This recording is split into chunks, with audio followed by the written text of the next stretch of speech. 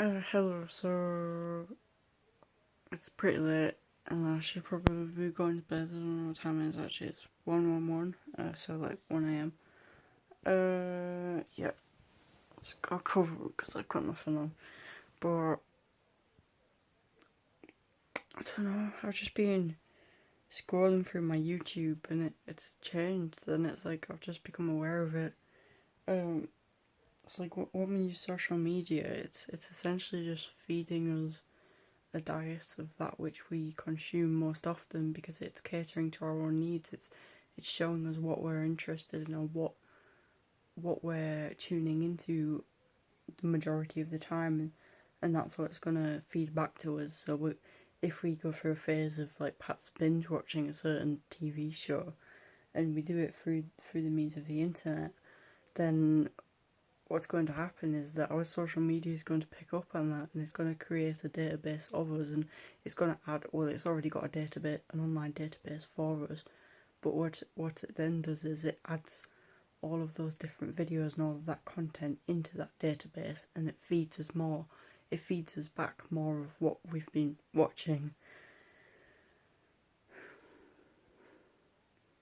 So I think you have to be sort of careful about what you're watching online because it's very easy to pick up a biased perspective on something, because when you start watching more of something, it's not going to give you things that oppose that idea.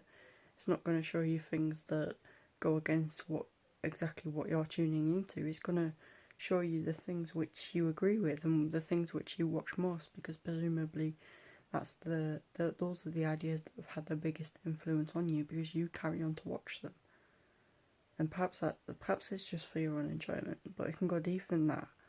Like with politics, like when you tune into certain political channels on YouTube, then you're going to be, if you watch those videos the most, then you're going to be shown those videos most.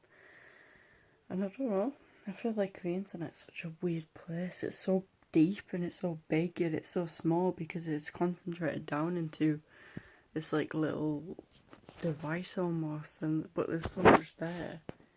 It's like a whole metaphysical world, and it's so weird. It has so much influence on our lives. Like I don't normally feel like this. I used to feel like this a lot, like about how things are controlling our minds, but it's true. It's so weird. My arm's really hurting. So weird.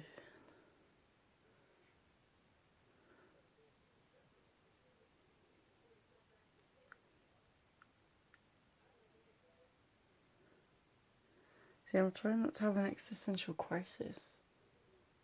I don't think I'm going to. I don't know. It's just we can change so quickly.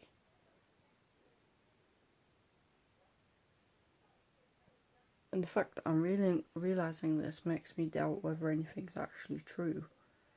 And then it's like, well, what do I actually mean by truth? And it's like, well, why am I even asking that question? Am I in control of my own mind? Is there something else controlling me? What even are people? Damn, this is deep. But it's not. Why is it deep? What makes it deep? Is that just because I've said it's deep? Because it feels profound? What makes it feel profound? Is it that it's objectively profound, or is it just that I'm having a subjective experience, which I don't doubt? Or should I? Should I doubt that I'm having a subjective experience?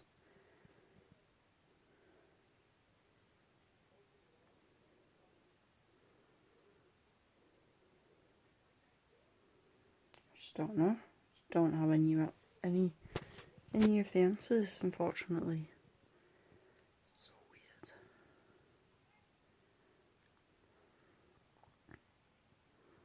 Like, what's the good thing to do with life? Is it to get an education? Which I feel like that's a good thing to do. That seems like a good thing to do. But am I right? Why do I believe that? Why do I accept that as axiomatic?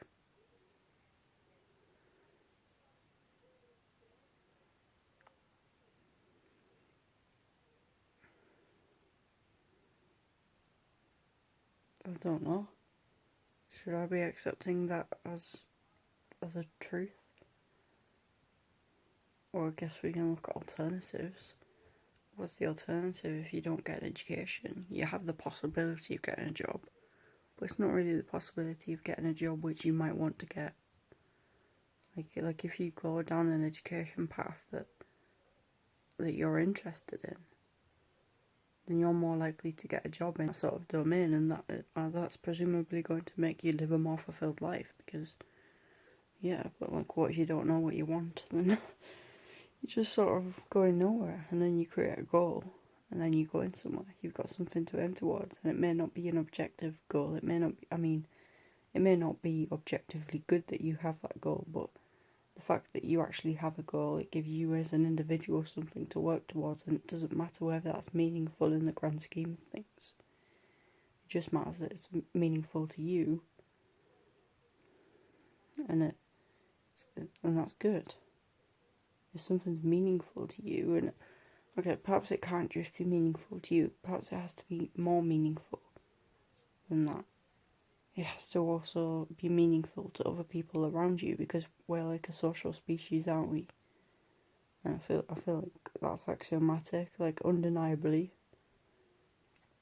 Like we've I don't know, humans are interacting all the time. We don't kill each other on a regular basis. I don't know. We have empathy. That's a good indication of us being a social species. So, I don't know.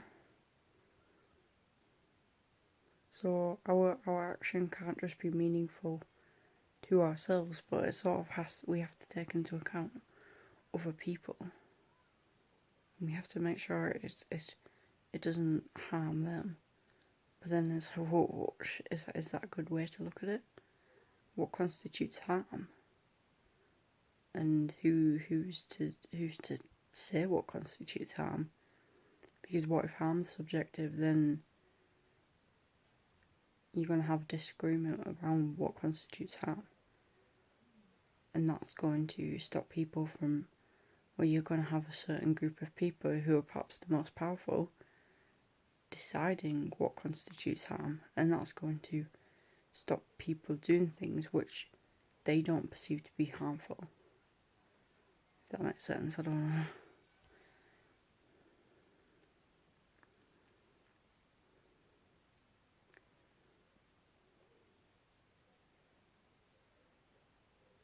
I think you can sort of link this to the whole gender pronouns issue.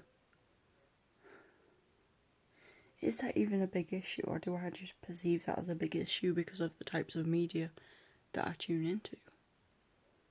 But it seems to be a big issue in the world.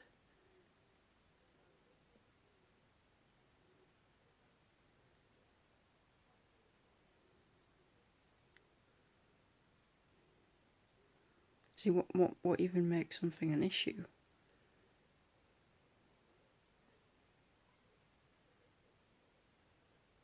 Does it threaten the foundation of society? But it can't just be the foundation of society, it's got to threaten a positive foundation of society. Otherwise, if something is a threat to a negative foundation, then is that not a good thing? But then who determines whether something's a negative foundation or not? And I guess that's where people have to make their arguments, and then other people have to side with which one they perceive to be the most logical or the most coherent.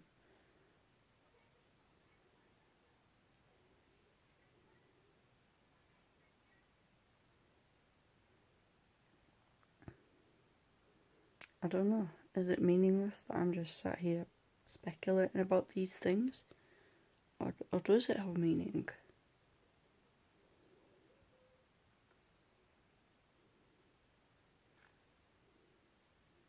I mean, I'm doing it, and I'm carrying on doing it. I feel like carrying on doing it. So does it have meaning? It doesn't feel bad. It doesn't feel negative. It doesn't feel like I'm going to get in trouble.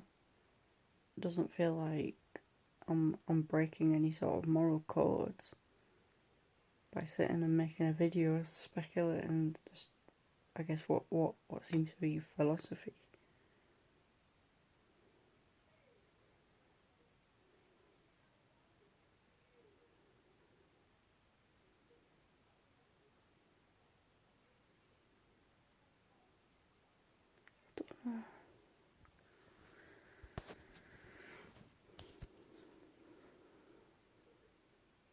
Maybe there is no truth, but I'm not happy with that claim because that's a truth claim. You can't say that there is no truth without either lying, because if you say there is no truth and that statement is true, then there is truth. It's I guess it's just a paradoxical statement. It doesn't make any sense by definition. You could say there is no objective truth, but again, is that not an objective truth claim, because you're making a claim about everything, which is essentially an objective claim. What about there is no truth independent of the human experience? Is there any difference between saying that and saying there is no objective truth? There is no truth independent of the human experience. Well, I would say there is. Definitely, because science isn't science about sort of discovering the truth which transcends our subjective realities. Because it does vigorous testing on certain theories and certain things which exist nominally. And, we can't exactly experience those things due to our own phenomenological state, but we can still test them in a way that shows that those things are actually existing outside of ourselves. And because there's some sort of coherency with the tests, and there seems to be patterns and reoccurrences, we can assume that those things are true. What does truth mean, though? I guess truth could be translated as validity, or accuracy, or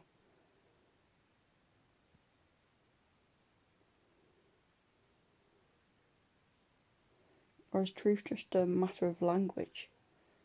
Like truth is a word that we use to describe something when it seems to be in alignment, when it's non-contradictory. So, I guess in order to be able to define a truth, we can look at a lie.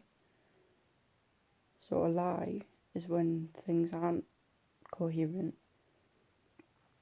It's when you say something that doesn't match what's actually occurring or what has occurred. And then there's obviously different kinds of lies. Like there's what I would call deceptive lies, intentionally deceptive lies, which are created in order to deceive another human being. And that could be for a multitude of different motives. But then there could be other lies, as in you didn't know the truth. You thought something to be true, but it wasn't. Now, is that still a lie? That's like speaking with misinformation, speaking a truth that you believe to be true. So you're not going out to intentionally deceive anyone, but you're giving out information which isn't factually valid. And that's still technically a lie, even if you're not aware that you're actually lying. But then the difference lies in how that information will be received. Like the person who is intentionally deceiving, there's quite a lot of baggage that comes along with that, because you have to assume that there's a reason that they're intentionally deceiving. And that could be to keep themselves out of trouble, it could be to put someone else in trouble.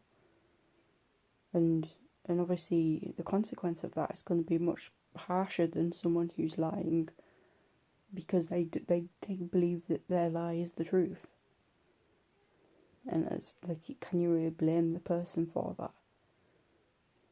And it's like, well, they're partially accountable, obviously, but again, it depends on the context. Like, you have to ask yourself, okay, why is this person lying? Like, should they have said anything at all? And how often is it that people lie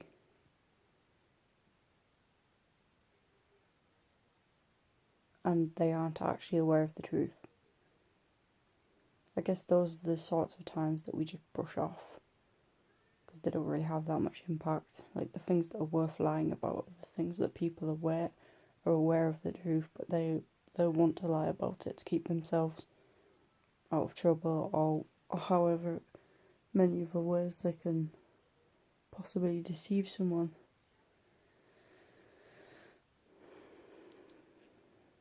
So a lie is when the events don't match the language. The truth is when the events do match the language, or a state of affairs match the language. So I guess in order to have a lie or truth, there has to be some form of communication involved.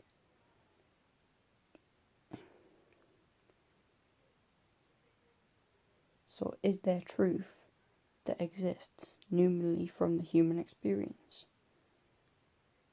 And that I don't know, because if truth is transmitted through language, and language mirrors the world, then that truth has to at least partially exist in the external world. Perhaps the external world just is truth. It is truth because it exists. Everything that happens is the truth. But that truth then gets distorted with language and it can become a lie very easily. It's when people try to intentionally or unintentionally misinterpret exactly what's going on in the external world. And it's the language which bridges that gap. So that means that lies don't exist. Lies don't exist numerally. Only truth exists numerally. That's where truth is. But I'm not sure we should call it truth. But I feel like truth fits. And then a true statement is essentially you speaking of exactly what's going on, exactly what's in the external world. But then it's like, well, okay, well, can we actually tap into that truth? Because we can't experience the noumenal world. We can only experience our experience of the noumenal world. We can only see things through our senses, through our eyes, through our nose, through our taste buds, through our touch. We can only ever experience things relative to ourselves. So it does make sense to say that everything's relative, because everything essentially is relative to our senses. So is there any truth? Yes, there seems to be truth. There seems to be a truth that exists numerally from the human experience. But we can't completely tap into that. But I don't want to just reduce all of this down to a material substrate, because by saying that something exists numerally, it sounds like, what am I just talking about? The external world as in the material world? And is that the only world that there is? Or is that the only world we seem to be able to pick up on and provide evidence for? Because I think there are other experiences we can have, such as religious experiences, which is like, it's like an experience of God, perhaps? But then could that be reduced down to its material substrate, which is the brain? Like, when we have a religious experience, is it just certain neurons firing off, producing this experience in our mind? Or is it that we're actually having an experience of some sort of transcendent power, that this transcendent being is communicating with us and showing us things and giving us a sense of awe? Or is it perhaps the fact that religious experiences have an evolutionary purpose, like everything else seems to have? Because undeniably, when someone has a religious experience, they're able to find more meaning in their life than they were prior to that experience. And I'm not saying that everyone who has a religious experience automatically believes in God or has a conversion to Christianity or whatever cultural religion they happen to be a part of.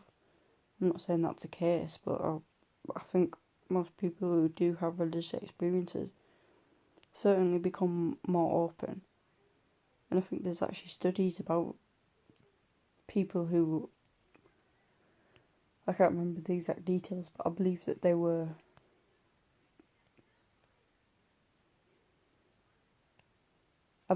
a sample group and they were given mescaline or some sort of psychedelic like that, and it basically induced a religious experience on the individuals. And the individuals who reported having the mystical type experience, they moved up one standard deviation in openness, I believe it was, and that's essentially the domain of creativity. And I can relate to that.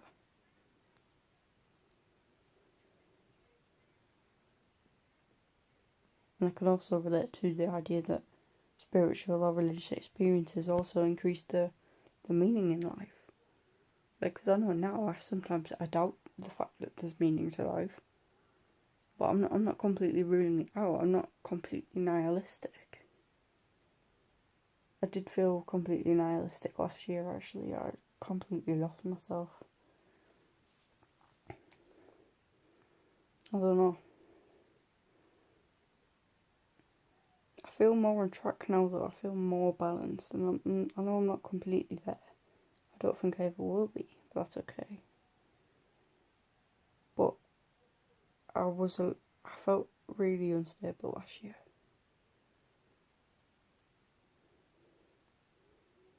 And it was weird. It was like, I don't know, I'd have some really profound days where I'd feel really good. And I was just, I don't know, most of it was centered around philosophy and getting really caught up on these philosophical ideas. And what I think happened was that I'd adopted a set of false axioms which were essentially lies that I believed to be truths. Like the idea that there is no objective truth, and like I explained earlier, that's a paradox. You can't predicate your actions and your being and your existence on this idea that there is no truth, because you can't make that statement without contradicting yourself. So by predicating your whole being on that statement, it's obviously going to cause instability. But I feel like I've changed the axioms that I hold, like, quite profoundly, and it's probably partially to do with Jordan Peterson. And I really like Jordan Peterson. I don't know why. Like, he talks about some really profound things that resonate with me.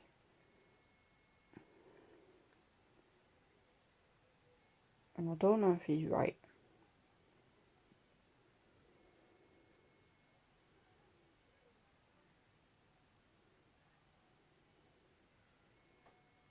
But anyway, this is like 23 minutes long. And I always end off the video by saying how long the video is, even though you can probably see exactly how long the video is by looking at the bottom of your screen. But I'm going to end off the video there, and that's about it. So thanks for watching. I'm going to go to bed because it's 1:30. Bye.